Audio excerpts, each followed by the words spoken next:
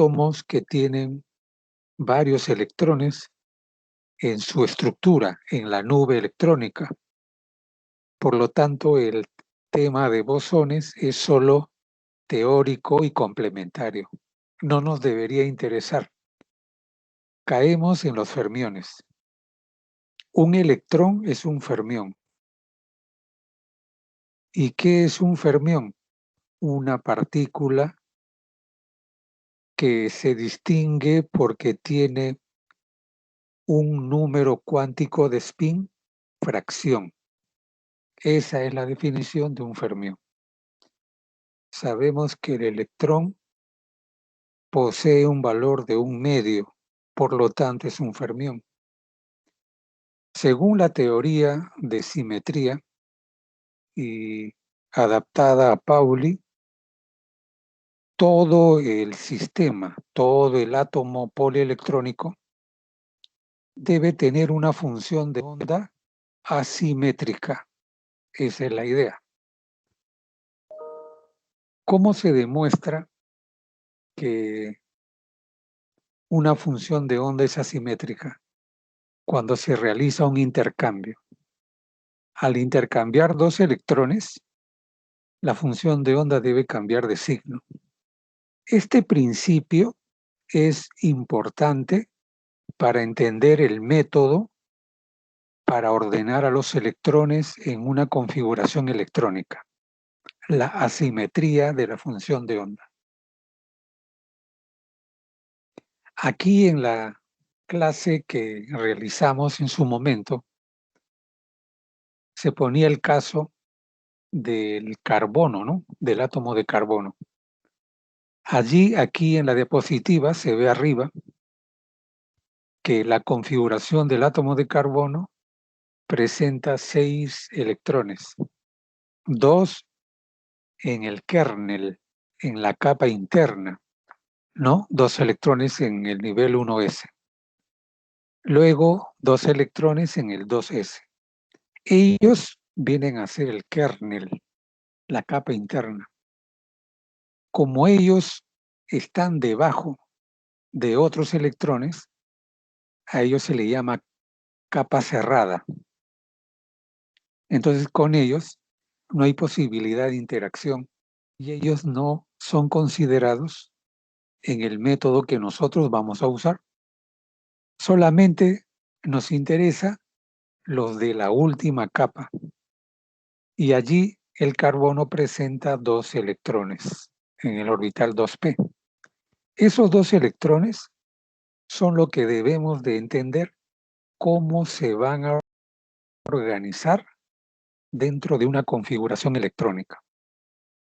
Entonces, cuando yo lo ordeno a esos 2 electrones, esto genera un estado de Pauli. Un estado de Pauli es el ordenamiento de los electrones de un modo determinado. Ahora, el átomo de carbono, ¿de cuántas formas puede ordenar esos 2 electrones? Para eso aquí plantea, ¿no? un método bien sencillo, ¿no? Dice que esos 2 electrones están en un nivel 2p, entonces considera al orbital como d a la 1/2, y como tenemos 2 electrones, ahí donde dice relación 1, el átomo de carbono tiene 2 electrones, por lo tanto, multiplicamos esos 2 y nos da, pues, aplicando la regla de Clebsch-Gordan, desde la diferencia hasta la suma. La diferencia es 0 y la suma es 1. Bien, entonces, este producto nos da el spin total, que vale 0 y vale 1. Entonces, cuando vale 0, se dice que es estado singlete. Cuando vale 1, es el estado triplete. Cuando decimos singlete, es no degenerado porque es 1. Y cuando es triplete, porque son 3, Entonces viene a ser un orbital degenerado. Ahora, trabajamos con el orbital y eso viene en la relación 2. Los electrones, ¿en qué orbital están? En orbital P. Y un orbital P tiene un número cuántico de momento angular igual a 1.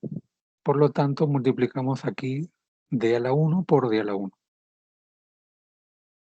Nuevamente, la regla de Clesio-Gordon dice desde la diferencia hasta la suma, ¿no? Nos da 0, 1 y 2. Ahora, ¿cómo cruzamos los datos de la relación 1 con los datos de la relación 2? Tenemos que cruzarlo para obtener un estado de Pauli, un estado permitido de Pauli. Para aplicar la primera regla, debemos de considerar que en el spin el valor es un medio y en el momento angular el valor es 1, ¿no? Con eso entonces aquí en la siguiente imagen hay una regla que va a ayudar a determinar el estado permitido de Pauli.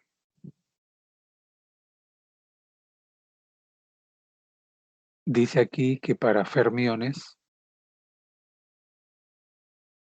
la función de onda total debe ser asimétrica o antisimétrica con respecto al intercambio de dos partículas equivalentes. Bien, aquí arriba dice, ¿no? La ecuación 1 nos da la función de spin y la ecuación 2 la de la función orbital total, ¿de acuerdo? Entonces nos dice, ¿no? ¿Cómo podemos saber que una combinación es simétrica o antisimétrica? Entonces aquí refiere lo siguiente, dice, el producto binario entre dos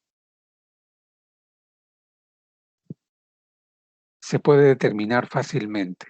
Y aquí viene la regla. Si la representación original tiene un índice entero, entonces debemos de entender, ¿quién es entero? ¿El spin o el orbital?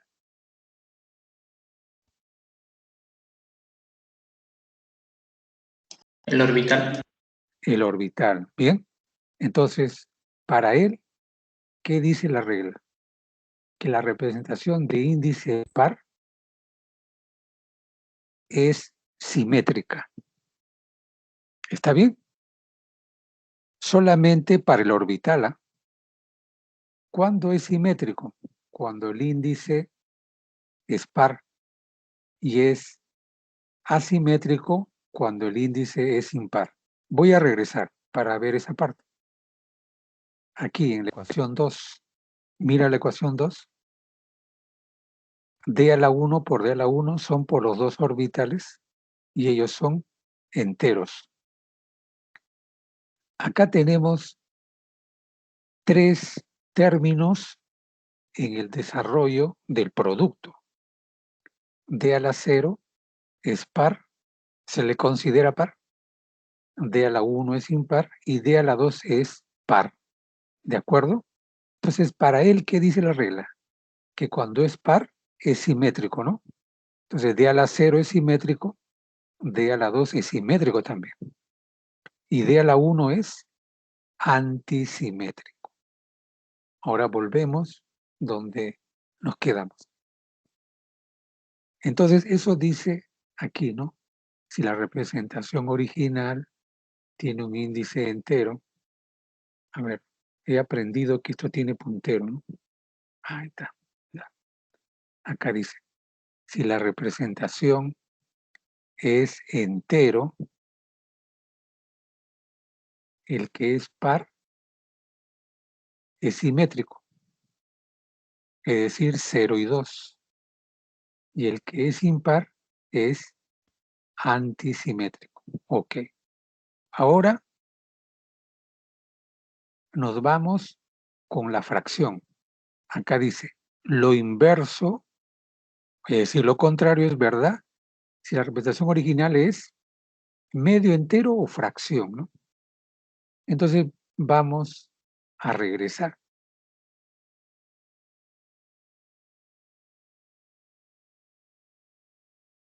A ver aquí. Hemos trabajado con la relación 2 y decimos ya como conclusión, D a la 0 y D a la 2 son simétricos. Y D a la 1 es antisimétrico. Ahora, arriba en la relación 1, como los valores de inicio son fracción, dice que la regla es al revés. Entonces, ¿quién es simétrico ahora? ¿0 o 1? 1. 1, de acuerdo. ¿Por qué? Porque es lo contrario, ¿no? Ideal a 0 es antisimétrico. Esa regla se puede usar para hallar estados permitidos de Pauli. Entonces vamos con aquí con la respuesta. A ver, entonces como ya entendimos, acá dice, ¿no? Para que la función de onda sea antisimétrica, la parte del spin debe ser simétrico. ¿Cuándo es simétrico? Cuando es 1, ¿no? Y la parte del orbital antisimétrica. Mira cómo se cruzan el spin simétrico con la parte del orbital antisimétrico. Entonces vamos a recordar, el spin es simétrico cuando el resultado era 1, ¿no? Bien, y el orbital era antisimétrico cuando era 0 y 2. Bien, entonces decimos acá, ¿cuándo el orbital es 0? Cuando es un orbital S, ¿no? Acá está. ¿Y cuándo vale 2? Cuando es D.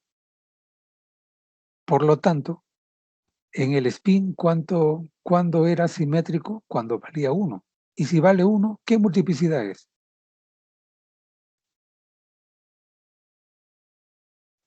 Singlete, ¿no? ¿De acuerdo? Mientras que cuando es P, es decir, cuando vale 1, debe ser triplete. Aquí abajo están los valores. Entonces, esta regla se puede usar para hallar estos valores. Esta regla que acabamos de ver es lo que originalmente se planteó, pero luego cuando hay sistemas con una cantidad grande de electrones y de configuraciones distintas, se plantea otro método un poco más elaborado, ¿no? Y ahí se utiliza el grupo simétrico o lo que le llamamos los diagramas de Young. Aquí se explica cómo se construyen y luego tenemos aquí los diagramas de Young. El diagrama de Young es en realidad los cuadraditos, solo los cuadraditos nada más. A ver aquí, moviendo el puntero, todo esto que estoy señalando es el diagrama de Young.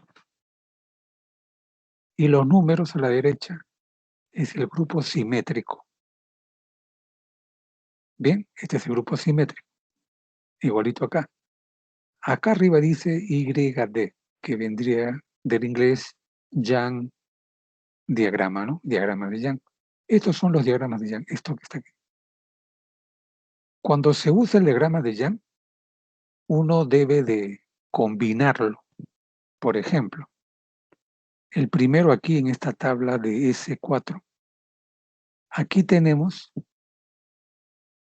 una fila, ¿no? Esta es una fila. Un horizontal es una fila. Aquí hay una fila. En el siguiente, aquí hay dos filas. En el siguiente, también hay dos filas.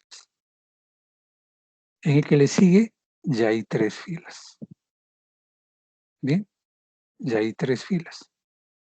En el último, hay cuatro filas. Claro, es una columna, pero lo que importa en el diagrama de Young son la posición de las filas, es decir, de las horizontales. Para el diagrama de Young, para determinar singlete, doblete, triplete, solamente se utilizan diagramas de Young que tienen hasta dos filas, es decir, el primero, el segundo y el tercero. Los dos últimos no se pueden usar. ¿Por qué? Porque el electrón solo tiene hasta dos valores de spin, un medio y menos un medio, el electrón. Por lo tanto, no podríamos usar una de tres filas porque no podríamos llenar el tercero. El electrón no tiene. Entonces, en esta tabla S4, los diagramas de Young que se usan son los tres primeros. Pero cuando nosotros usamos los datos del grupo simétrico, los números que están aquí a la derecha, allí no importa cuántas filas tiene el diagrama de Young para usar estos números que están aquí. Lo único que nos importa es cuál es la conjugada de un diagrama de Young. Esta primera fila, su conjugada es lo contrario. O sea, su conjugada es una columna. Estos dos son conjugadas, el primero y el último. En el siguiente, en este, ¿quién es su conjugada? Este. Estos son conjugadas. Y el del medio, el tercero, no tiene con quién conjugar y a él se le llama autoconjugada. Aquí en el grupo simétrico 3, la cosa es más simple. Cuando quiero hallar el valor del spin total, siempre debo de recordar que voy a usar las que tienen solo hasta dos filas. Entonces, estas dos es las únicas que se pueden habilitar. Esta última no se puede, porque tiene tres. Bien, en grupo simétrico 2, ambas diagramas de Young se pueden usar porque o tienen uno o dos filas. Bien.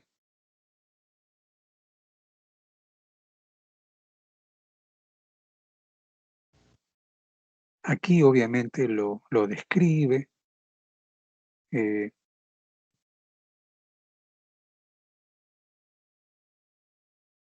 y con estas ideas entramos a desarrollar un método que es más general, un método que determina a cualquier estado de Pauli.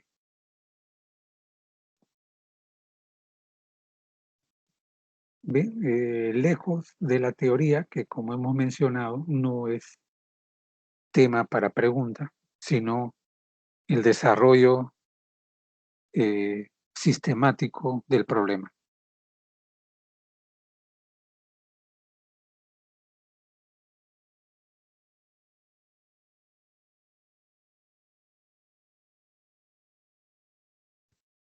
Bien, vamos a buscar un ejemplo. Aquí, este ejemplo lo vamos a observar a partir de un PDF que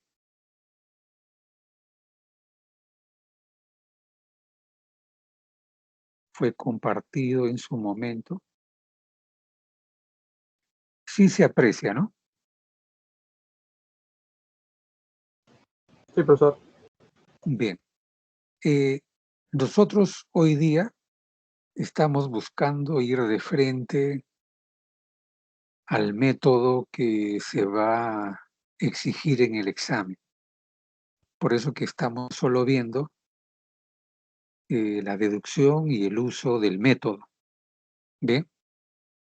A ver, para hallar el estado permitido de Pauli, yo necesito evaluar por separado dos cosas. Uno es el spin total y el otro es el orbital de los electrones de la multiplicidad. Para determinar la multiplicidad, yo uso el diagrama de Young únicamente. Lleno los cuadraditos, que después veremos en un ejemplo, y se acabó. Pero cuando quiero hallar el orbital, se plantea un método donde se usa esta ecuación que acá se ve, esta ecuación grande, que es bien complicado querer explicarlo teóricamente, pero muy fácil usarlo. Por ejemplo, aquí, lo que hasta aquí notado viene a ser el grupo simétrico. Bien, es el grupo simétrico. Acá se pone acá arriba D a la 1. D a la 1 significa un orbital P. Entonces, ¿qué hacemos aquí? Cuando yo quiero usar el grupo simétrico para desarrollar esta ecuación que está aquí,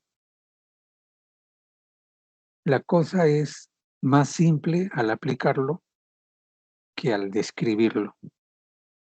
A ver, primero se multiplican dos cosas, que se multiplican según el grupo simétrico. Uno ve que en el grupo simétrico arriba hay un paréntesis con números. Entonces lo que se toma en cuenta primero es el número que está fuera del paréntesis. Como aquí no hay ningún número, se asume que es la unidad, pero podría ir 2, 3, ¿no?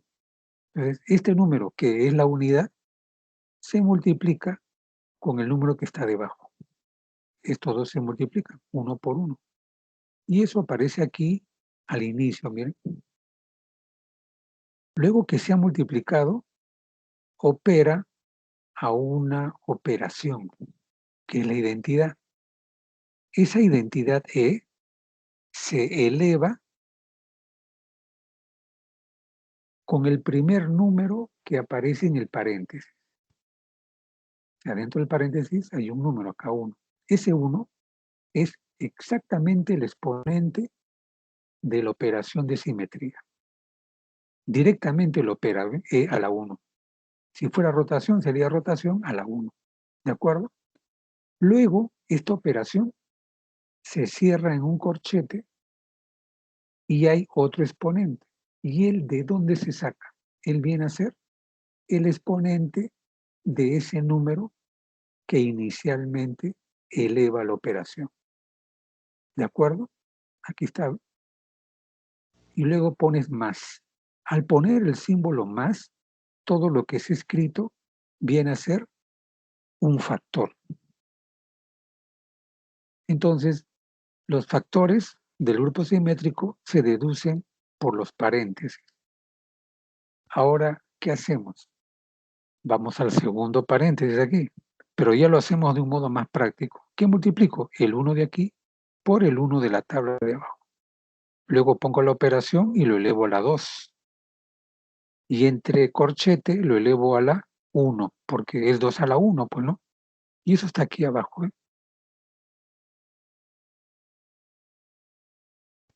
Algunas veces dentro del paréntesis hay varios números. Por ejemplo, es 1,1, 1,4. ¿Qué significa?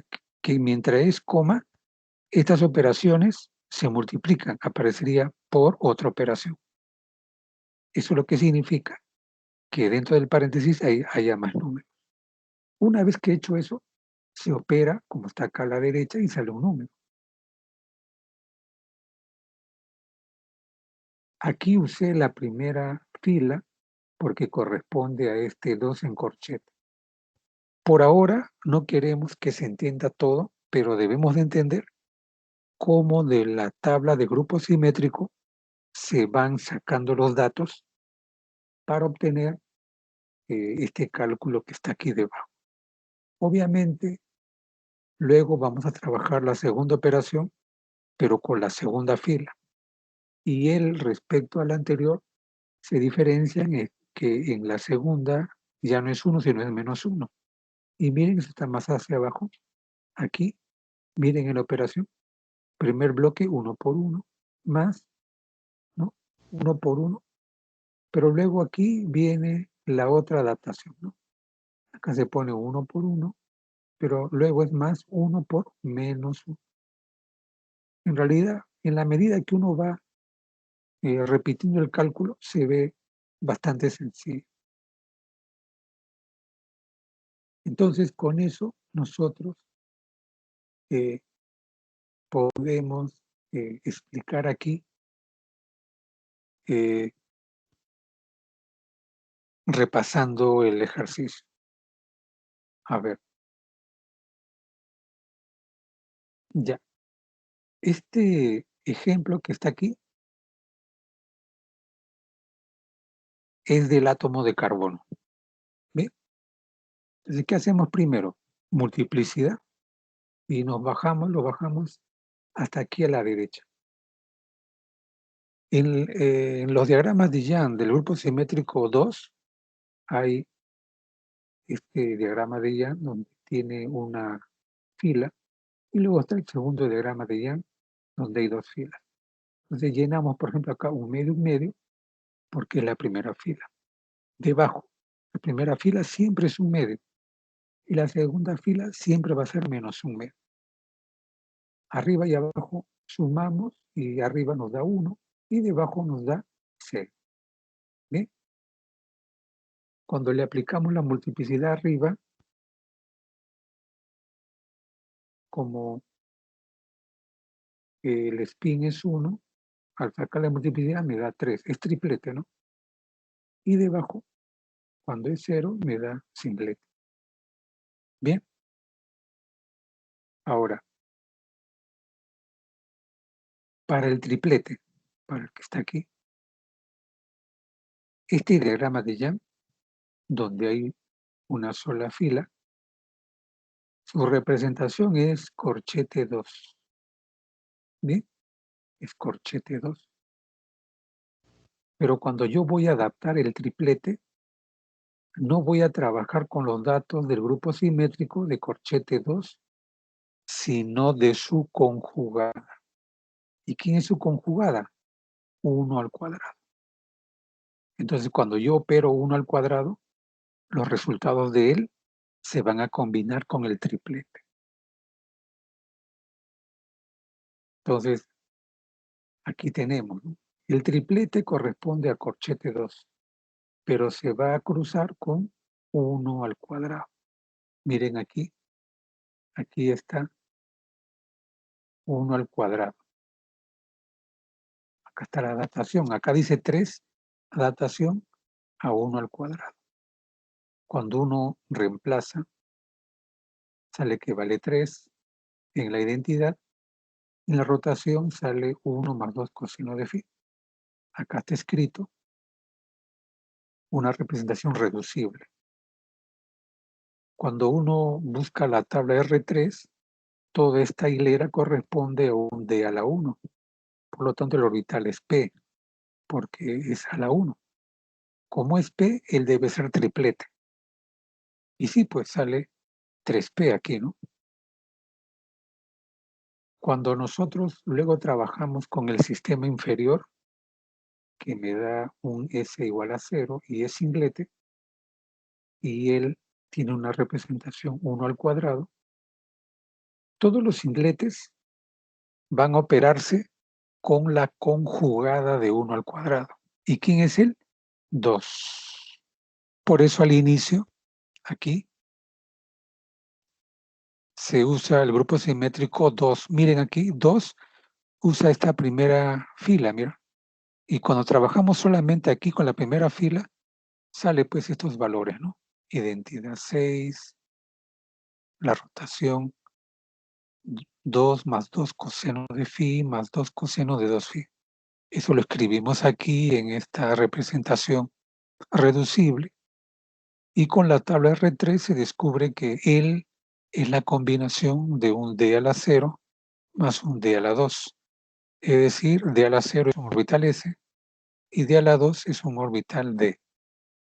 Como ellos son la conjugada del singlete, por lo tanto sale S a la 1 y D a la 1. Y eso aquí abajo, miren, están comentados, ¿no? Es 1 a la S y 1 a la D. Así se calcula los tres. Los tres se calcula así.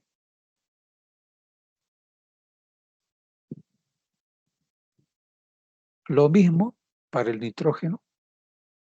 Si repetimos el cálculo, siempre uno para el spin y otro para el orbital. Luego los dos se cruzan. Como el nitrógeno tiene 3 electrones para distribuir, entonces usamos el grupo simétrico S3. ¿Sí? A ver aquí. Voy a mover esto para ver. Aquí. Cuando trabajo con el nitrógeno, yo uso el grupo simétrico S3, este de acá. Entonces yo digo, primero para el spin, solo el diagrama de Young, esto que está acá. El primero, ¿podría usarlo? Sí, porque es una sola fila. La segunda también. Y la tercera, no, esta no. Cuando coloco acá, coloco un medio, más un medio, más un medio, vale 3 medios. Y aquí un medio y un medio, pero aquí sale menos un medio. ¿Cuánto vale la suma? Un medio. O sea, me da 3 medios aquí y acá me da un medio. Con 3 medios, bien, ¿qué me da? Cuarteto, ¿no? Y con un medio, doblete. Es cuarteto, doblete. Ahora, acá no tiene, pues. Por eso la multiplicidad es cuarteto y acá doblete. Luego con las reglas de Hahn sabremos que la mayor multiplicidad es más estable, ¿no? Por eso que al final el cuarteto, estos 3 casilleros son los que van a quedar. ¿Y por qué? Porque tiene la mayor multiplicidad, pues.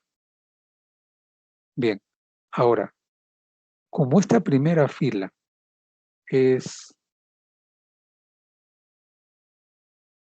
cuarteto, ¿con qué orbital yo lo voy a combinar? Como esta primera fila es cuarteto, su representación es 3 corchetes. Pero yo voy a trabajar con su conjugada. ¿Quién es su conjugada? Este de acá, 1 al cubo. Entonces, cuando calculo, ¿qué voy a usar? Todos estos paréntesis de aquí, pero con este de acá. O sea, estos voy a usar. ¿Por qué? Porque es 1 al cubo y la conjugada de 3, pues. Bien. Luego, cuando hago el cálculo para la identidad, para la rotación, y obtengo mi representación reducible, yo descubro qué combinaciones se han hecho para obtener esa representación reducible y así yo llego a sacar los orbitales. ¿Y esos orbitales qué multiplicidad van a tener? Cuarteto, pues. Luego que he terminado, trabajo para el segundo diagrama de Young, donde es doblete, ¿no? Bien, ¿cuándo es doblete? Cuando es paréntesis 2,1. ¿Él tiene conjugada? No, no tiene conjugada. Entonces se le dice que es autoconjugada. Por lo tanto, ¿con qué valores voy a encontrar sus orbitales? Con esta hilera de acá. Esta hilera con los paréntesis de arriba. Bien, con esto entonces uno puede entender lo que vamos a mostrar aquí, que es para el nitrógeno. Bien, mira, aquí empieza el nitrógeno y S vale 3 medios y 1 medio, ¿no? Es decir, son cuarteto y doblete, ¿no? Acá está escrito, cuarteto y doblete. Bien, ahora, sobre el cuarteto, pues, hemos dicho que 1 al cubo es conjugada de 3. Por lo tanto, aquí calculamos que la identidad vale 1 y en la rotación vale también 1. Por lo tanto, la única representación donde la identidad y la rotación vale 1 y 1 es D a la 0. D a la 0 viene a ser un orbital S. Por lo tanto, él es cuarteto, ¿no? Ahí quedó. Luego trabajo con el segundo y acá dice que es una autoconjugada. Se calcula y cuando aplicamos todo, me sale que él en la combinación de un D a la 1 más D a la 2, D a la 1 es un P y D a la 2 es un D. Como ellos son autoconjugadas del doblete, mira, acá sale doblete, doblete, doblete. Después ya se trabajan los J, ¿no? Entonces, con estos valores, nosotros, voy a avanzar,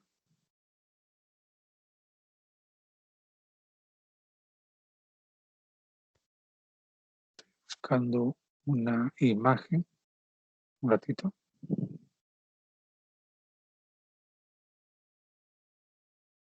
Ya. Con eso entonces voy a avanzar y me detengo aquí. Se observa esta tabla 11.2, ¿no? ¿Qué dice ahí?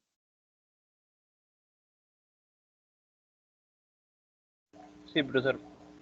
Ya. Ahora, miren, lo que hemos mostrado en antes, los resultados para cualquier átomo de la tabla periódica está aquí en esta tabla. Entonces, cuando alguien te pregunta, determina los términos espectroscópicos de un átomo, tú puedes usar esta tabla. ¿Por qué? Porque estos valores se han obtenido aplicando los estados de Pauli. Estos son los estados de Pauli. Por ejemplo, el nitrógeno, ¿no? Es un P a la 3. Mira, acá está el nitrógeno. Mira sus resultados. Acá está, ¿ven? 4S, 2D y 2P. ¿Qué cosa no tiene? J. ¿Sí? No tiene J. Entonces, ¿qué cosa es esta tabla? Todos los estados permitidos de Pauli. Si la pregunta es que determine los estados de Pauli, es decir, estos que están acá, tú tienes que aplicar lo que acabamos de mostrar, ¿no? O sea, usas el diagrama de Young, usas la tabla R3, que es la conjugada, es la autoconjugada. ¿Cuándo vas a usar eso? Cuando a ti te pregunten, determina los estados de Pauli. Pero si a ti te están pidiendo los términos espectroscópicos, tú te puedes saltar eso. Puedes trabajar a partir de esta tabla. ¿Por qué? Porque no te están pidiendo que calcules los estados de Pauli, sino los términos espectroscópicos. Hasta aquí preguntas. ¿Alguien tiene duda?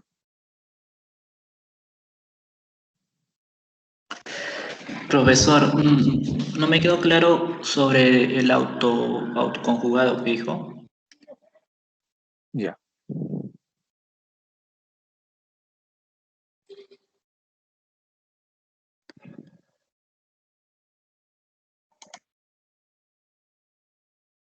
Ya, vamos a mostrar esto. Sí, profesor, ahí me podría explicar la parte donde es para el grupo 3, para el grupo simétrico 3, donde está entre corchetes 2 y 1, ¿no? Porque es porque es Ya, sí, ya entendí. Y entonces la idea es esto, mira. Al inicio, antes de ver los estados de Pauli, cuando se multiplicó d a la 1 medio por d a la 1 medio, y se multiplicó el orbital d1 por d1, y obtuvimos la ecuación 1 y la ecuación 2. Nosotros, por separado, hemos determinado las representaciones del spin y del orbital, ¿de acuerdo? Pero ellos no forman un estado de Pauli hasta que no se cruce. Un estado de Pauli debe tener dos cosas, el spin y el orbital.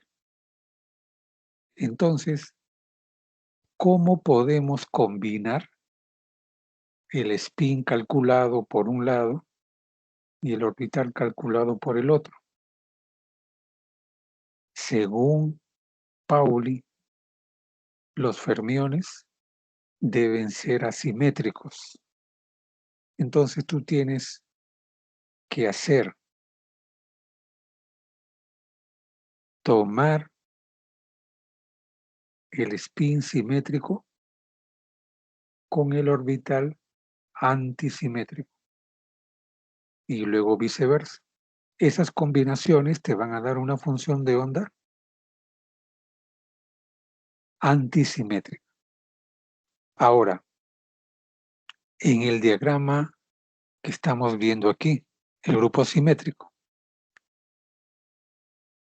cuando yo tengo un átomo como el carbono, que tiene 2 electrones para acomodar, entonces el grupo simétrico es S2. ¿Bien? De esta tabla yo voy a obtener datos solo para el átomo de carbono. El diagrama de Young me va a dar las multiplicidades. Y los valores del grupo simétrico con los valores del grupo R3 me va a dar el orbital. Bien, en diagrama de Young, los dos diagramas de Young de aquí son válidos porque tienen o uno o dos filas. Bien. Por ejemplo, el primero, ¿no? Este que estoy aquí señalando. Cuando lleno un medio y un medio, la suma es 1. Como la suma es 1, ¿qué multiplicidad tiene?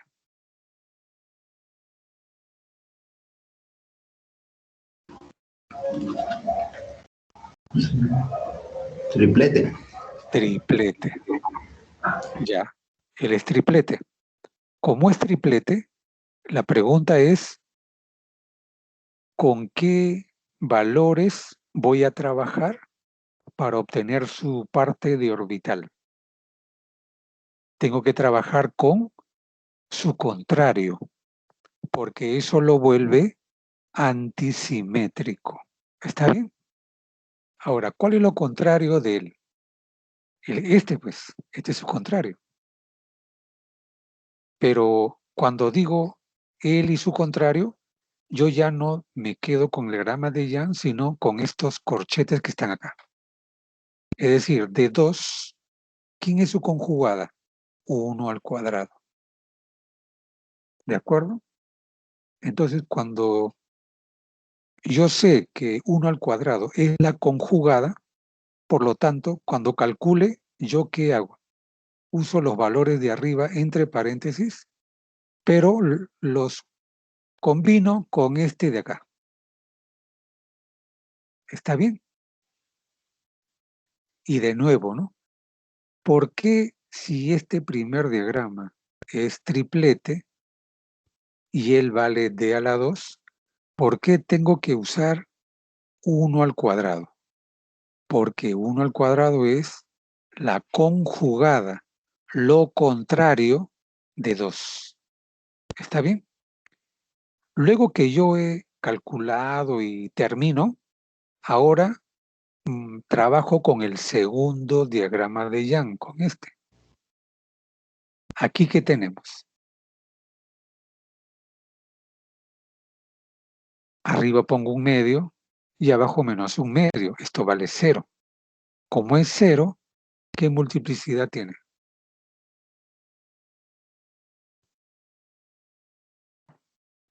Singlete.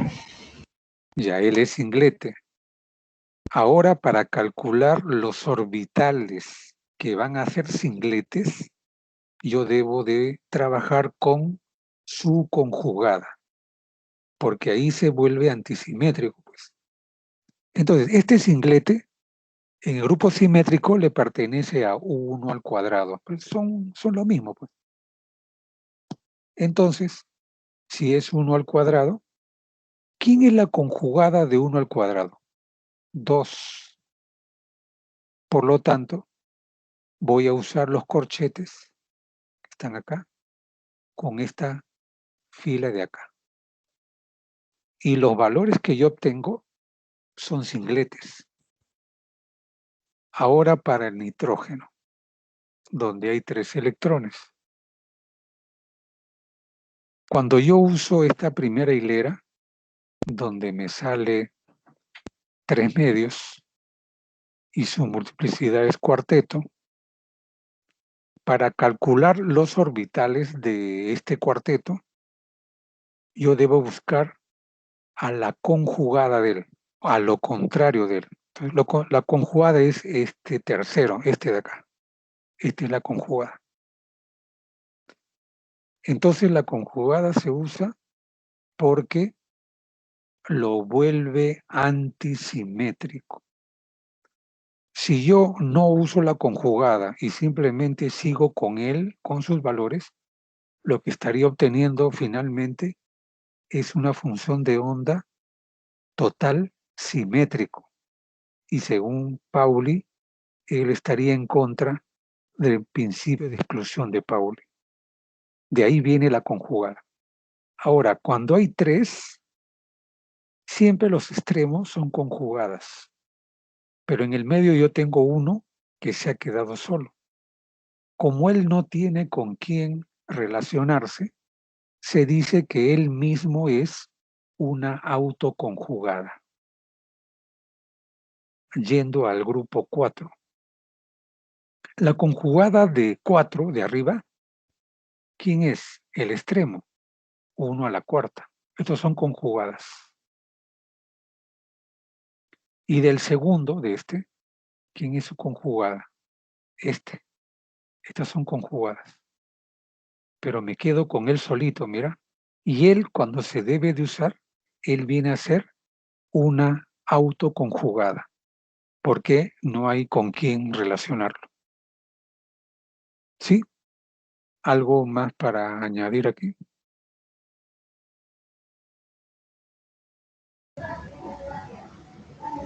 Profe, y si, por ejemplo, en la autoconjugada, ¿cuál dato se usaría? ¿Ese mismo? Claro, él mismo se usa. Ah, ya. Incluso sería bueno usarlo, por ejemplo, para hallar los valores de esta tabla que aquí está acá. Estos datos de la tabla son los estados permitidos de Pauli. Entonces, a ver, nosotros lo que queremos es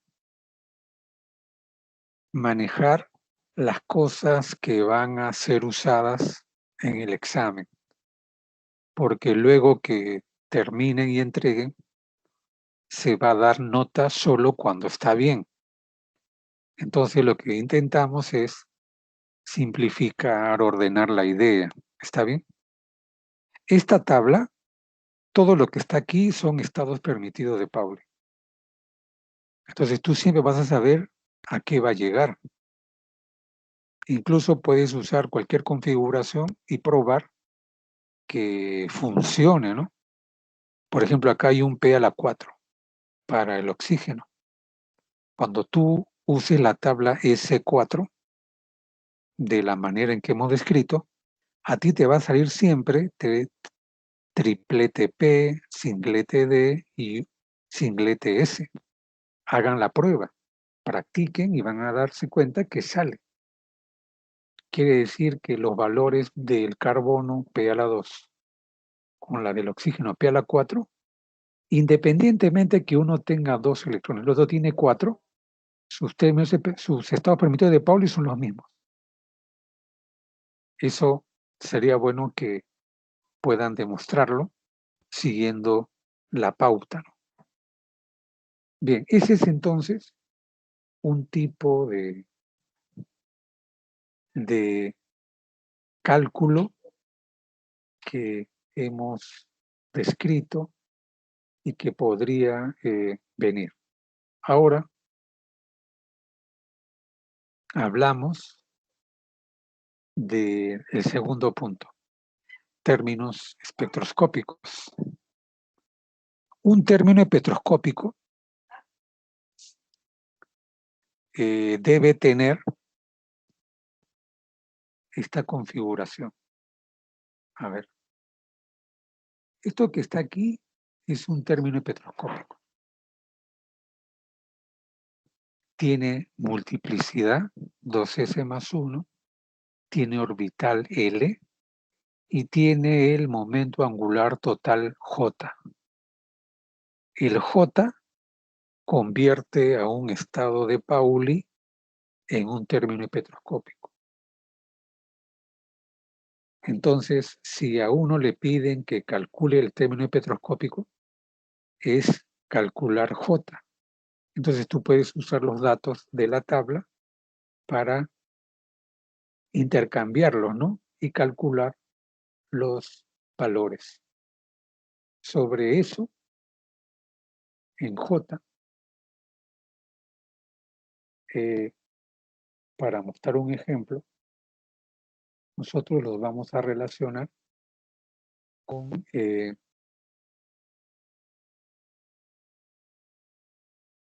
a ver.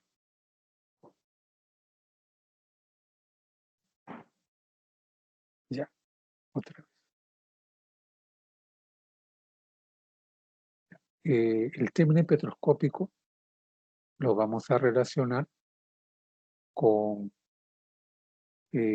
las reglas de Hahn, ¿no? Bien, voy a buscar acá las reglas de Hahn.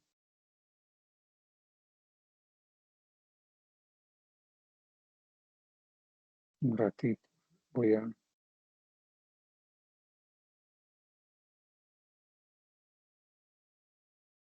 Ya, aquí estamos.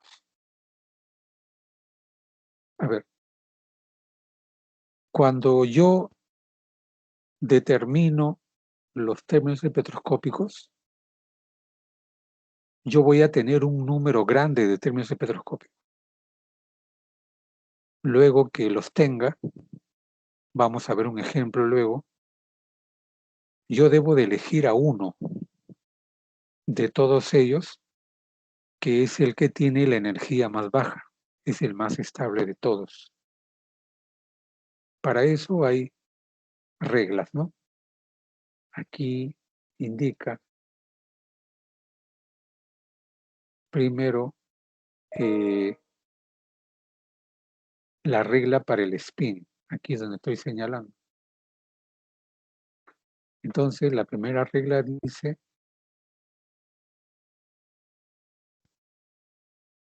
está en la segunda fila. La regla de Hahn afirma que para una configuración dada, el estado más estable tiene la multiplicidad más alta. En el carbono, donde nos salió doblete, nos salió triplete y cuarteto, ¿no? Bueno, acá indica, creo que vamos a hacer un ejemplo. Entonces, en ese es de mayor multiplicidad. ¿Y qué se hace en L? Para L también es el momento angular máximo de L, ¿no? En L también se busca el valor L más grande. Y luego nos queda J. Para hallar J, nosotros tenemos que observar dos cosas. ¿Cuántos electrones tenemos? Y cuál es el número de orbitales donde ellos se van a ubicar. Por ejemplo, en el carbono, él tiene 2 electrones, pero hay 3 orbitales p. ¿Está bien? El carbono tiene 2 electrones, pero hay 3 orbitales p donde ellos se van a ubicar. Entonces, se compara el número de electrones con el número de orbitales. 2 electrones para 3 orbitales. El número de electrones es menor, ¿no? Como es menor, se escoge el J menor. Ahora lo contrario, en el oxígeno. El oxígeno en su última capa tiene 4 electrones. Pero ¿cuántos orbitales hay para que ellos se coloquen? 3. Pero tengo 4 electrones, pues. Ahora hay más electrones que el número de orbitales. Como el número de electrones es mayor, entonces se escoge el J mayor. ¿Está bien? ¿Hay alguna duda para pasar a un ejemplo?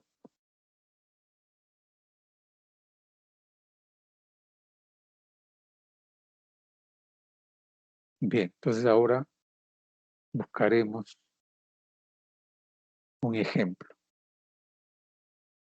Aquí en este seminario nosotros vimos,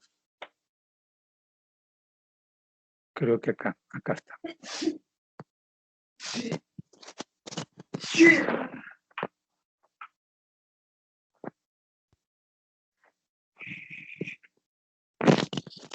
Bien.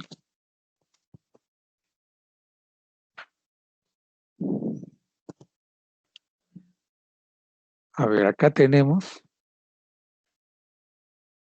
al carbono, ¿no? Tiene 6 electrones,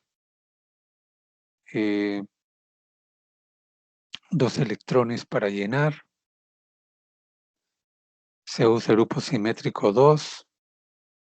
La multiplicidad, cuando calculo, me sale triplete singlete. Luego, calculo el momento angular y llego a tener que me sale un D a la 0 y un D a la 2. ¿Bien? Con ello, determinamos que hay una representación D a la 1. Por lo tanto, el estado triplete es 3p. Ahora aquí.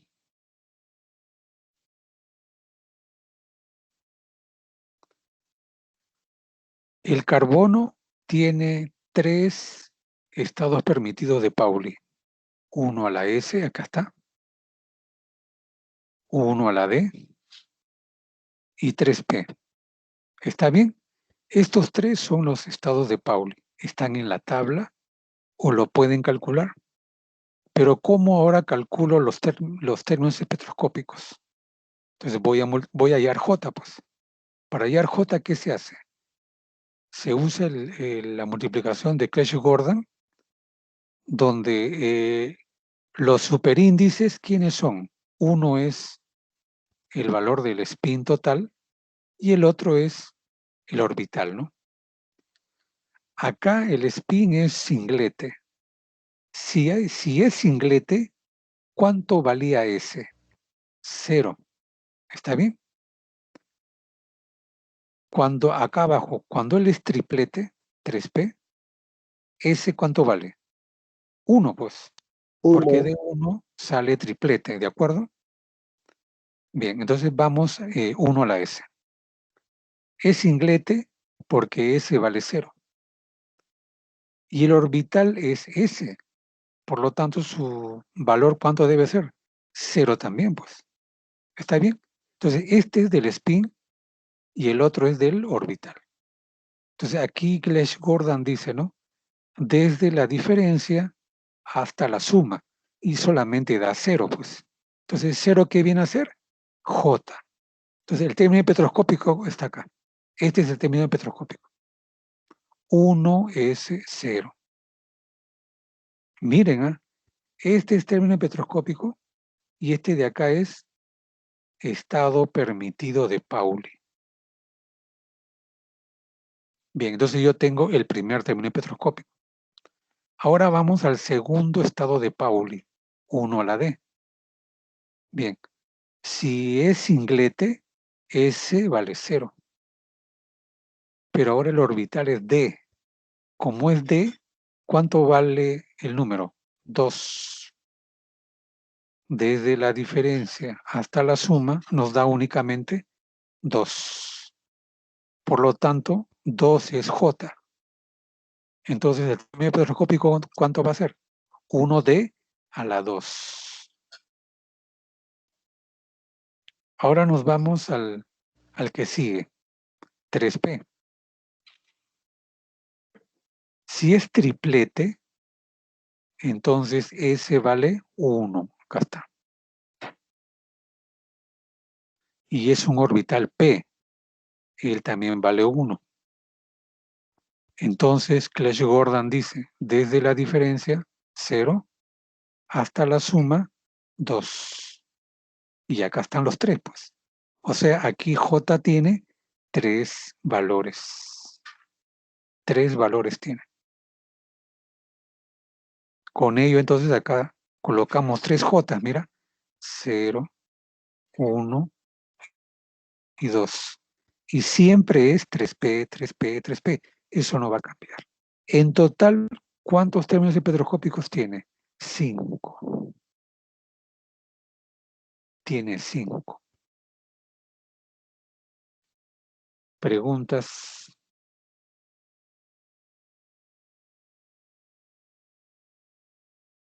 Todo bien, profe. Bien.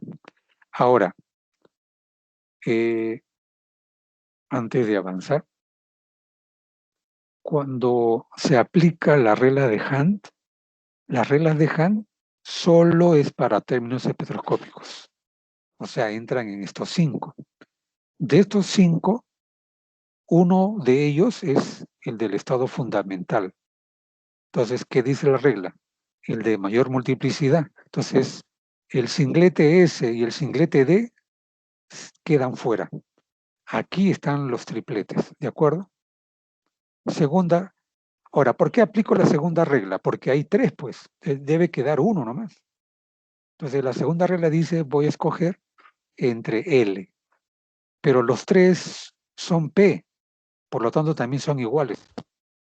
Entonces, voy a J. Para aplicar J, tengo que decir, el carbono, ¿cuántos electrones tiene en su última capa? 2. ¿Y cuántos orbitales hay? 3. A hay menos electrones que orbitales, por lo tanto, J es el menor. Claro. Por lo tanto, el término espectroscópico es 3P0. Entonces, cuando uno ya tiene términos espectroscópicos, ya aparece la regla de Hunt. Bien. Este diagrama que estoy acá mostrando y el que le sigue son importantes porque si a mí me piden que determine de un átomo su término espectroscópico únicamente, yo puedo usar esta tabla. A ver, si a mí me dicen calcule todos los términos espectroscópicos, como aquí, ¿sí? ¿Qué necesito conocer? Los estados de Pauli, pues, estos de acá. Tengo que conocerlos a ellos. Entonces ellos los saco de la tabla. Conociéndolos, determino aquí los términos espectroscópicos. Y ahí aplico Hunt. Pero si a mí no me dice calcule todos, sino me dice calcule solo el término espectroscópico. Perdón, el del estado fundamental, ¿no? Me pide que calcule uno directamente. No me está pidiendo que calcule todo. Entonces lo anterior, si quiero lo hago. Pero la pregunta no es esa. La pregunta es que calcule solo uno. Y puedo usar esta tabla, pues. Mira, el carbono era P2, ¿no? Que está aquí. Voy a usar el puntero. Ya, este es, a ver, el P a la 1 es, ¿quién? Berilio, ¿no? O es boro.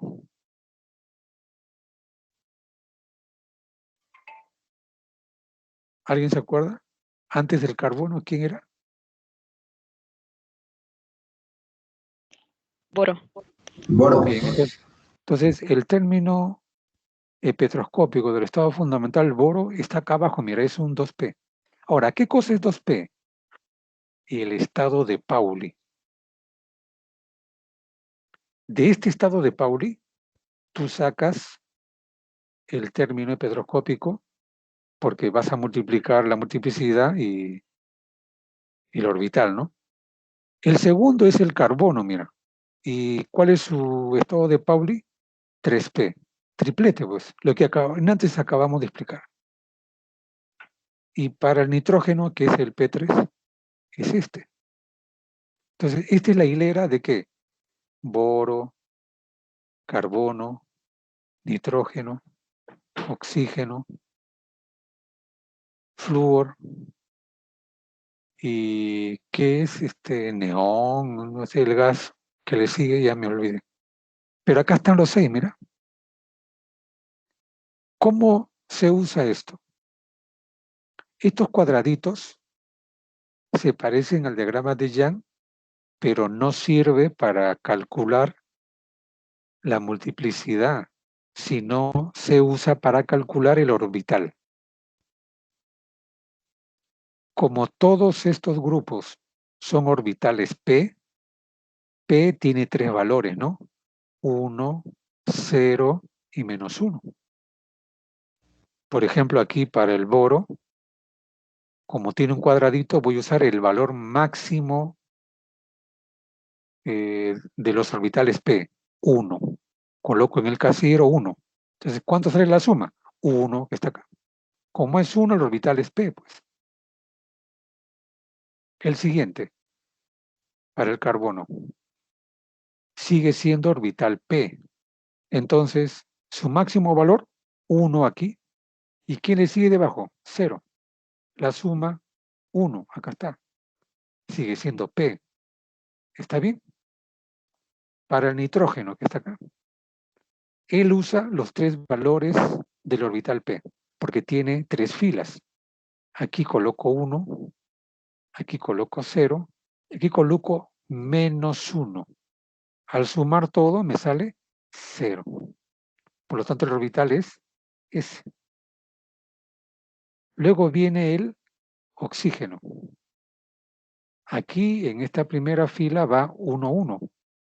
Debajo, 0, y más abajo, -1.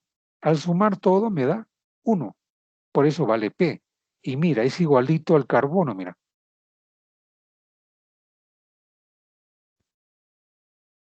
Por eso ellos se le llaman complementarios, ¿no?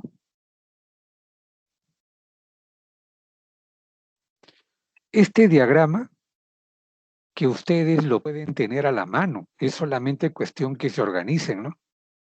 Un alumno desordenado sufre con la nota. Yo, en las reuniones que vamos a tener, voy a ir de frente a las cosas que importan. Si algo no te explico, es seguro que ni yo me voy a acordar, pues, ¿no? Para no decirte qué cosa voy a preguntar. Así como este, que es para orbitales P y me ayuda a determinar el término espectroscópico del orbital de menor energía, lo mismo hay para orbitales D. Bien, obviamente un orbital D tiene valores de 2, 1, 0, -1, -2, y van a encontrar que debajo está el estado permitido de Pauli. Luego, al tener el término, le aplicas Clebsch-Gordan y tienes el término espectroscópico. Y te evitas calcular los estados de Pauli, todos los términos espectroscópicos. ¿Preguntas hasta aquí? Profesor, Sí, escucho. entonces lo que se hay aquí en la tabla, estos términos espectroscópicos son los principales. O sea, como si hubieras aplicado las reglas de Hunt y tienes como resultado el del orbital más bajo. O sea, el del estado fundamental. Ya, está fundamental Bien, entonces. Ok, sí. profesor. Entonces, estas dos tablas son distintos al diagrama de Young. No es lo mismo. Este tiene otro objetivo. Por eso lo estábamos explicando. Bien, entonces, hemos indicado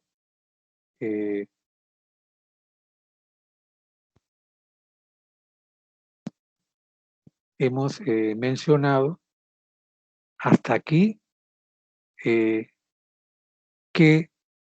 ideas, cómo calcular un estado de Pauli,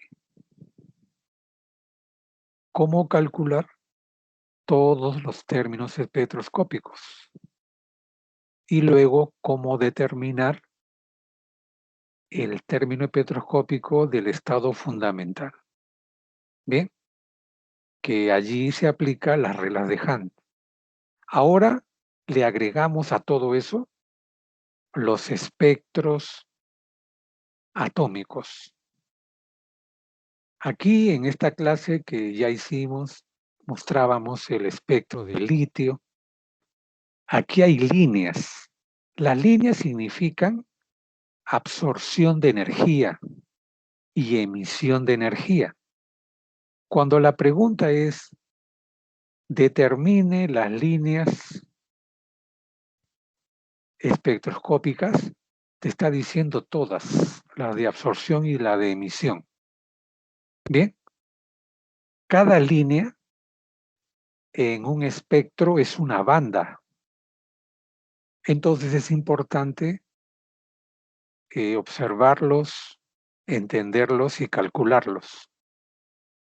Esto es para el litio, luego vimos para el carbono y para el berilio, ¿no? Creo que también el mercurio por acá. ¿Bien? Más allá del espectro, de la forma, la idea para el examen no es que dibujen el espectro, sino primero entender que ellos existen y que podemos deducirlo. Y allí entonces aparece lo que vamos a ver a continuación, las reglas de selección. Las reglas de selección se basan en los términos espectroscópicos que acabamos de describir, cómo se calculan y cómo se determina el del estado fundamental. Las reglas de selección son de dos tipos: cuando hay ausencia de campos externos y cuando hay presencia de campos externos. Primero, cuando no hay campos externos, que son el eléctrico y el magnético. Estas reglas se aplican entre términos espectroscópicos. Sabemos que un término espectroscópico tiene tres variables: el spin, el orbital y J. Bien, entonces debe de haber tres reglas. Tres tiene que haber. Primera regla, aquí está, en la parte inferior, aquí está. La diferencia en los spines de dos orbitales que experimentan transición debe ser cero. ¿Qué quiere decir? Que el spin del orbital de arriba menos el orbital de abajo debe ser cero. ¿Y eso cuándo va a ocurrir? Cuando los dos valen igual, pues. Es decir, de un singlete necesariamente tiene que ir a otro singlete. ¿Y por qué no va a un doblete? Porque la diferencia valdría 1 y eso está prohibido. Eso es lo que dice la regla. El delta implica la diferencia entre los valores de los dos orbitales, el de arriba excitado y el de abajo, que es el fundamental. Entonces, esta primera regla creo que se entiende con facilidad y ahora mostramos la segunda regla, ¿no?, que está aquí debajo. La segunda regla es para L, el orbital. Y acá está, ¿no?, en la parte inferior.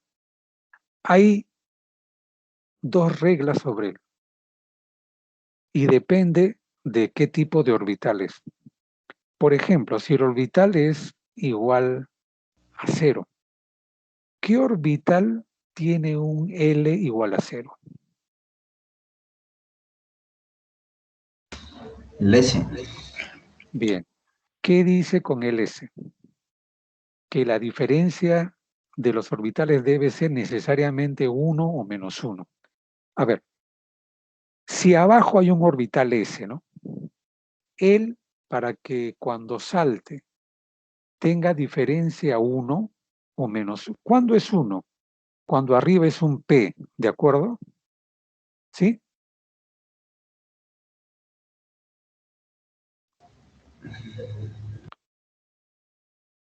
Un orbital S abajo salta a un orbital P. ¿Eso es válido? Sí, porque la diferencia, ¿cuánto vale? 1. Pero ¿qué cosa no puede ocurrir? Que de un orbital S se vaya a otro S, o sea, igual que él, porque la diferencia valdría 0. Eso está prohibido. Ahora, un orbital S entonces siempre tiene que ir a uno mayor que él. Bien. ¿Qué ocurre cuando el orbital es diferente de 0? O sea, un orbital P, D, cualquier otro orbital.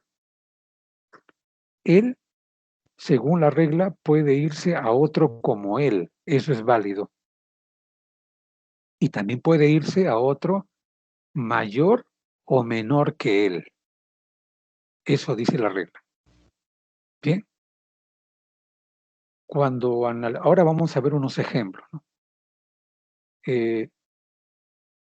Con J, curiosamente, es igualito. Cuando J vale 0, él no puede irse a otro como él, sino a uno mayor que él. Y cuando J es diferente de 0, sí se puede ir a uno como él y a uno mayor o menor que él. Entonces, esas reglas se llaman reglas de selección. Ahora, ¿dónde podemos probarlo? Aquí, sí, acá creo que está. Acá.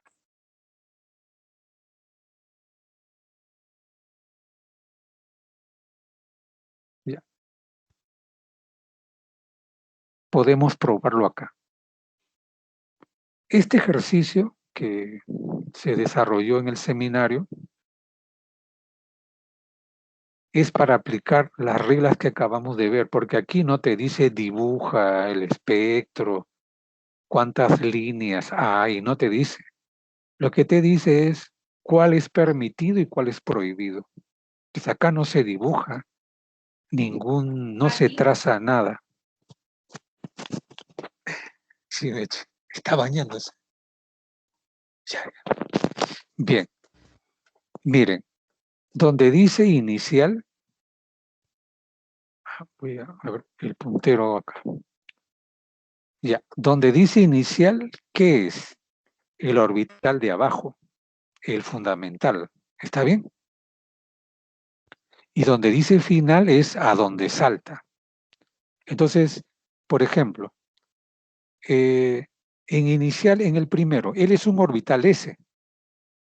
Un orbital S no puede irse a otro S, pues. Tiene que irse a un P, ¿sí? A uno mayor que él. Entonces puede ir a este P, a este también, a este y a este. Pero no puede ir de ahí, no puede ir a un D, porque la diferencia sería 2. En cuanto a la multiplicidad, él es singlete. Y un singlete tiene que ir obligatoriamente a otro singlete. Entonces, puede ir a este, pero no puede ir al triplete, ni tampoco a este otro triplete, ni a este triplete. O sea, ¿dónde puede ir nada más? Al primero, pues. ¿Por qué? Porque se cumple en la multiplicidad, se cumple en el orbital, y en el J también se cumple, mira, es J0 y va a un J1. Pero con el resto no cumple, porque no tienen la misma multiplicidad, aunque en el orbital sí se cumple. Y el J, por ejemplo, un J0 no puede irse a otro J0. Entonces, cuando uno tiene este grupo de ejercicios, lo que se pone en práctica es las reglas de selección que acabamos de mostrar. En esta pregunta no se dibuja ningún espectro, no hay líneas, no hay trazo. Es solo decidir, cumple, no cumple. Ahora, para que haya una transición entre dos términos espectroscópicos, tiene que cumplirse las 3 reglas para la multiplicidad, para el orbital y para J simultáneamente. Los 3 tienen que cumplir. Si cumplen 2 y una no, entonces eso está prohibido. Entonces, esto que creo que es ligero y que en su momento la mayoría lo describió muy bien, es una pregunta para poner en práctica las reglas de selección. Hasta aquí, en cuanto a las reglas y la idea de la pregunta, ¿está bien o hay alguna duda para aprovechar en describirlo?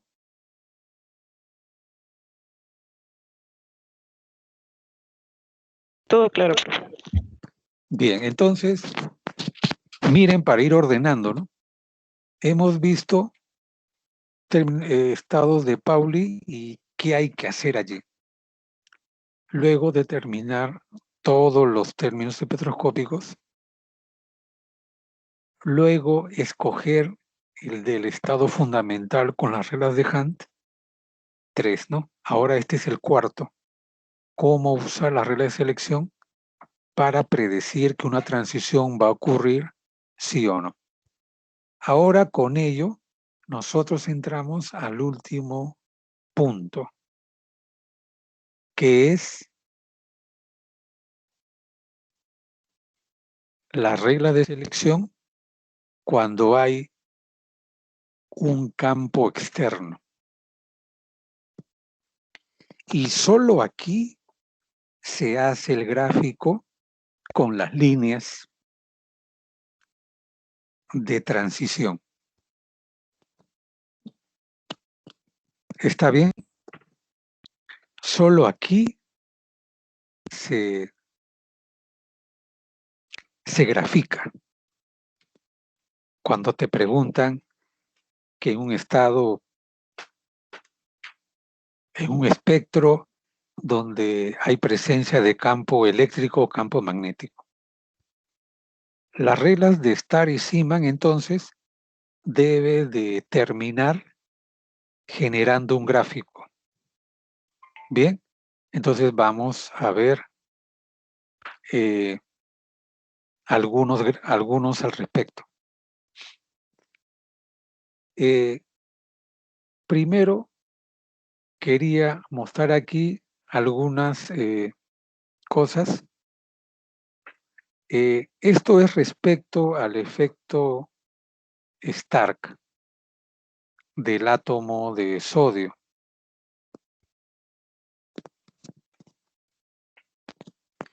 Miren,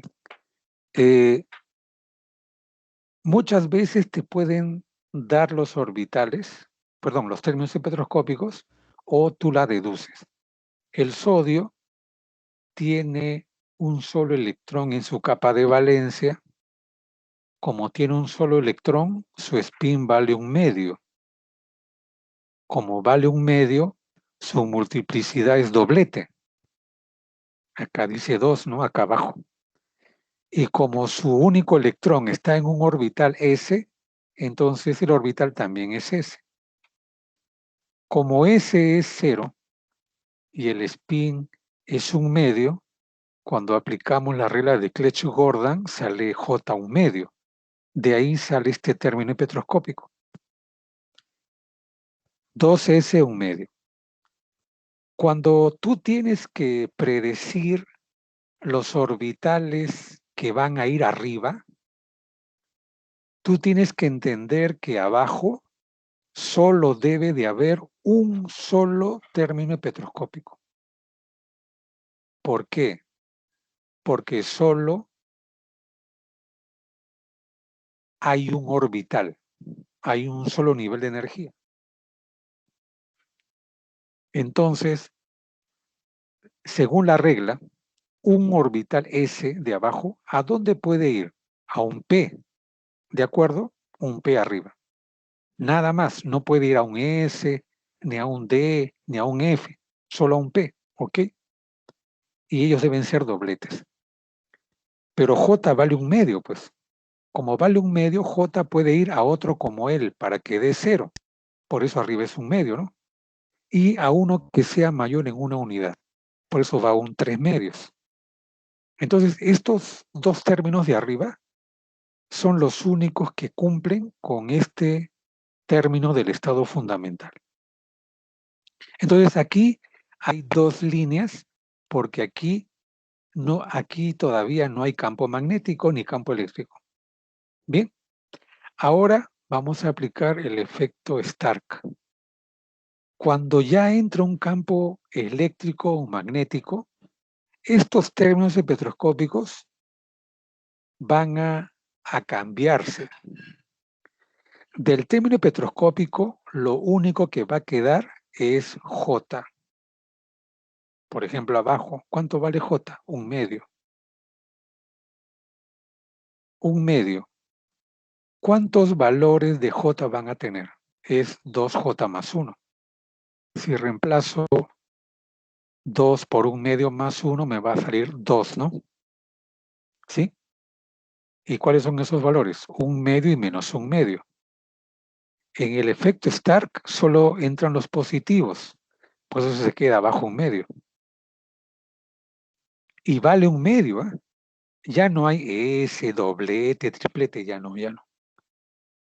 Del siguiente, mira, de este orbital que está acá. Como vale 1/2, igual que abajo, me va a salir también aquí 1/2.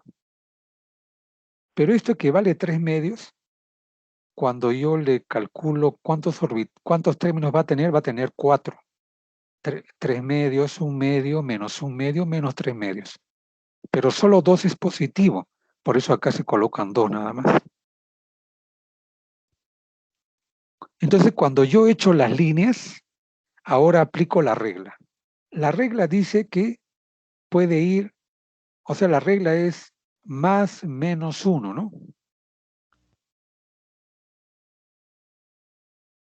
Bien, en realidad debe ser 0 más menos 1. ¿Qué quiere decir? Que de 1/2 abajo, ¿a dónde puede ir? Bueno, como es campo eléctrico, bien, debería irse a 0 y más 1, ¿no? O sea, de 1/2, ¿puede ir a otro 1/2? Sí. Y arriba hay otro 1/2 también. Y a un 3/2 también porque sale 1. Entonces, ¿cuántas líneas van a haber? 3. Eso es en el efecto Stark. Creo que ahí la mayoría no tiene mayor problema. Ahora mostramos este otro. Aquí está el efecto Zeeman.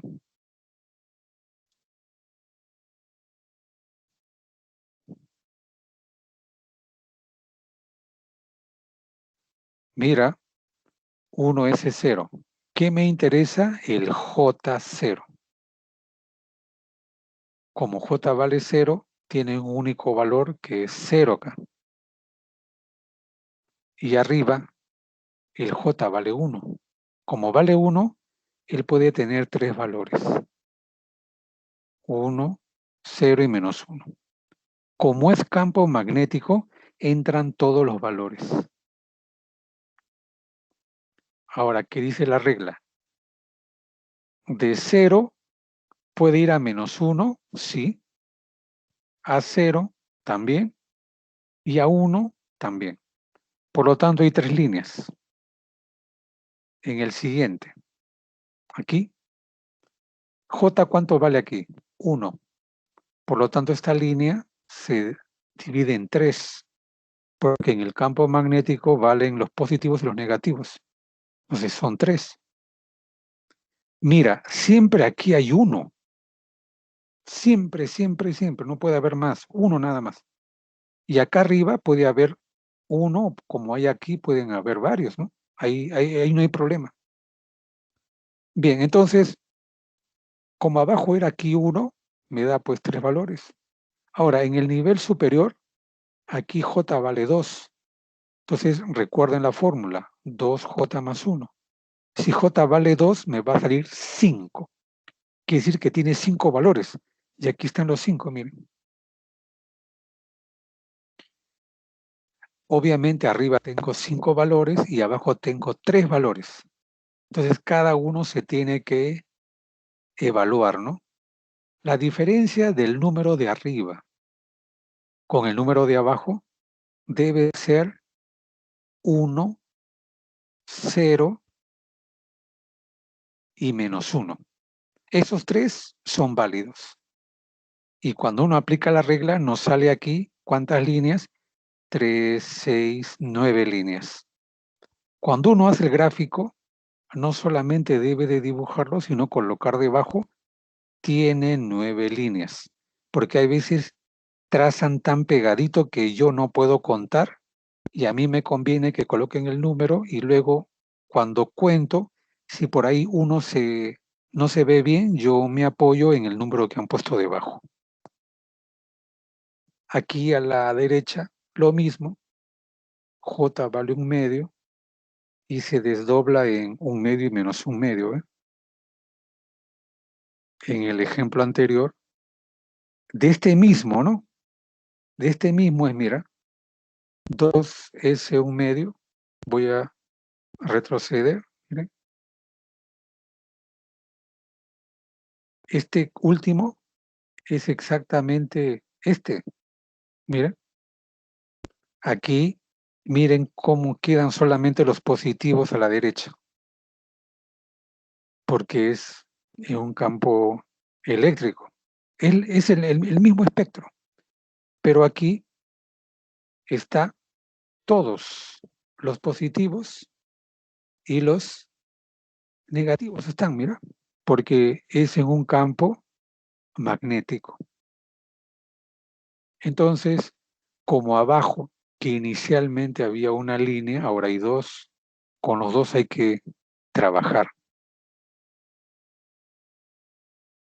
Entonces, sobre Seaman y Stark, ellos necesariamente deben generar este gráfico. Si viene y se dice determine las transiciones en presencia de un campo eléctrico y un campo magnético, ustedes tienen que graficar. Eso se tiene que ver. Pero el gráfico solamente viene en un tipo de pregunta. O sea, esto no viene en estados de Pauli, en términos espectroscópicos, en las reglas de Hunt, en las reglas de selección, en ausencia de campo eléctrico, y no tiene nada que ver. Es solo en presencia de campos externos. Entonces, estamos indicando que hay 5 tipos de procedimientos, ¿no? Primero, estados de Pauli. Segundo, términos espectroscópicos. Tercero, determinación del término más estable, reglas de Hunt. Cuarto, regla de selección en ausencia de campos eléctricos. Y quinto, Seaman y Stark. Preguntas.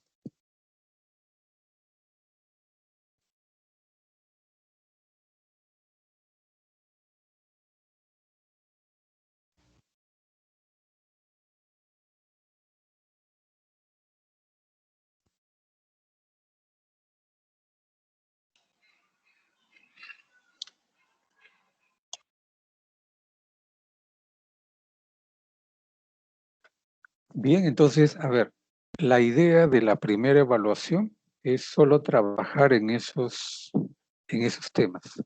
No viene preguntas de teoría, solo van a ser deductibles como lo que hemos visto ahora. Es para empezar Profe, bien el curso. profe, una pregunta. Si por ejemplo tienes 1P2, va hacia uno a 1P1, 1P2 y 1P3. ¿Podría A ver, ser al mismo? claro, mira, un orbital P puede ir a otro orbital P, claro, porque el otro no es el mismo, es de otro nivel, o sea, no es el mismo. ¿Y por qué puede ir? Porque un orbital P tiene un L diferente de 0, y ahí se dice que puede ir a uno mismo porque la diferencia puede ser 0. Lo que no puede ocurrir es que un S vaya a otro S. Eso no puede ocurrir porque está prohibido. Pero, por ejemplo, un orbital P puede ir a uno mayor que él, puede ir a uno igual que él, o puede ir a otro menor que él. Por ejemplo, un P puede ir a un S, a un P o a un D. ¿Por qué puede ir un orbital P a un S? Porque la diferencia sale -1 y la regla dice que es válido. Lo mismo ocurre en J. Cuando tú aplicas la regla de J, él puede ir a +1 o a -1 también. Y puede ir a 0 siempre y cuando sea diferente de 0.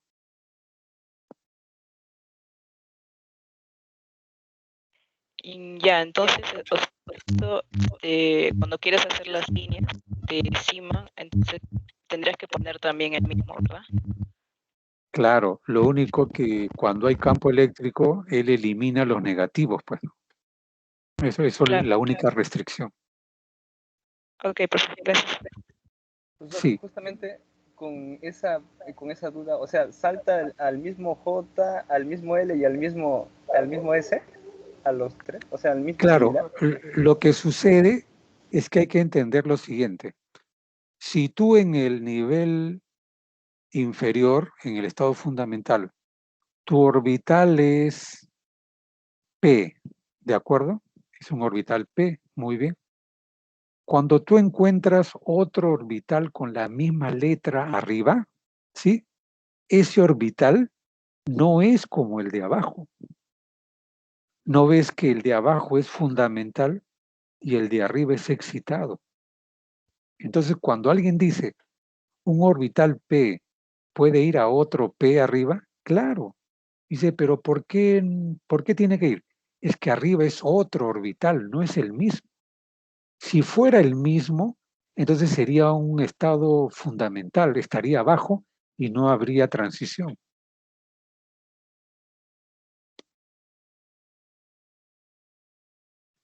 Eso no deben de confundirse, simplemente tú aplicas la regla. La regla dice más menos 1 y 0. Tú aplicas esa regla y punto. Ya, ok, profesor, entiendo. Profesor, otra consulta.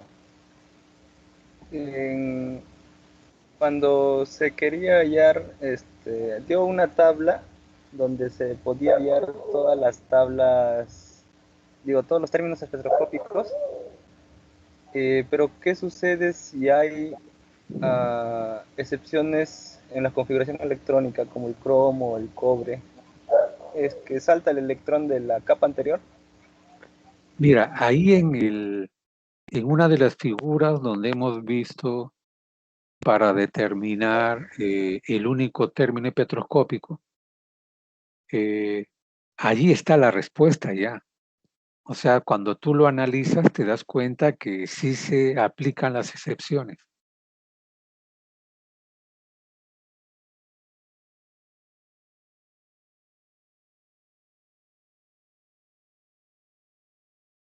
Bien, entonces sí se aplican las excepciones y en ese diagrama está justo el valor que debe de salir. Cuando empiecen a practicar te vas a dar cuenta que para que te salga el valor que tiene la figura es porque estás usando la excepción. Si no, valdría igual que la anterior.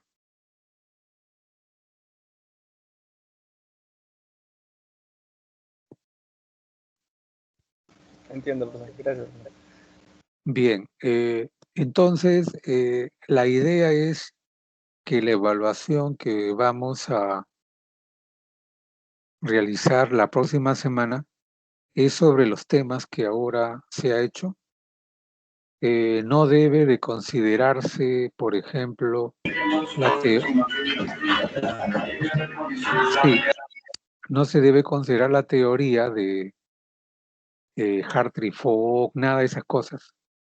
Eso ya hablaremos para la otra evaluación.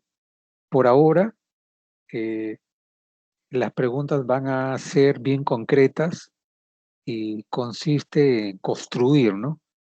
Ya sea el estado de Pauli, los términos espectroscópicos, aplica las reglas de Hunt, em, las reglas de selección y Seaman y Stark. Creo que bajo esa idea, eh, revisar lo que se ha hecho, sabiendo que el número de átomos en la tabla periódica es constante, ¿no? Yo no puedo inventar un elemento químico nuevo, ni cambiar la cantidad de electrones a los átomos, ¿no? Eso es una constante. Yo creo que para esta primera evaluación, estos temas son bastante manejables y debemos de empezar con una nota que tranquilice a todos, ¿no?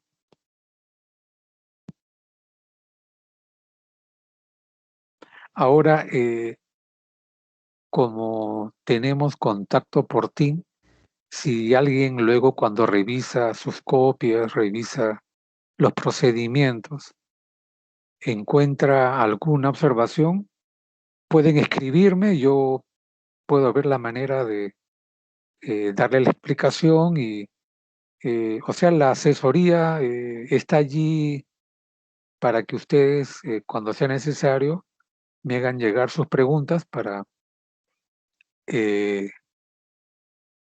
aclararlo, ¿no? Respecto a la evaluación, será como a la hora que empezamos hoy día, a las 5. ¿Están todos de acuerdo? No tienen problema para llegar a la hora, ¿no?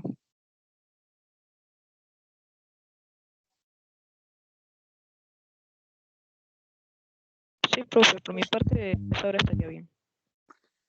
Bien, entonces vamos a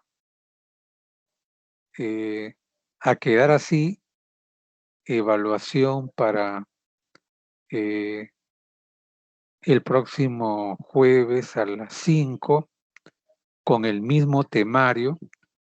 Yo también soy consciente que podría haber alguna confusión, voy a hacer lo más simple, directo posible, por eso he excluido la posibilidad de hacer preguntas de teoría, o sea, no va a venir nada para explicar, solamente van a deducirlo.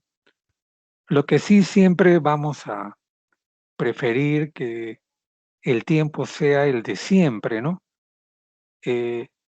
Yo busco todo el tiempo que cada uno pueda trabajar individualmente con todos sus apuntes y resolver las preguntas que se van a dar.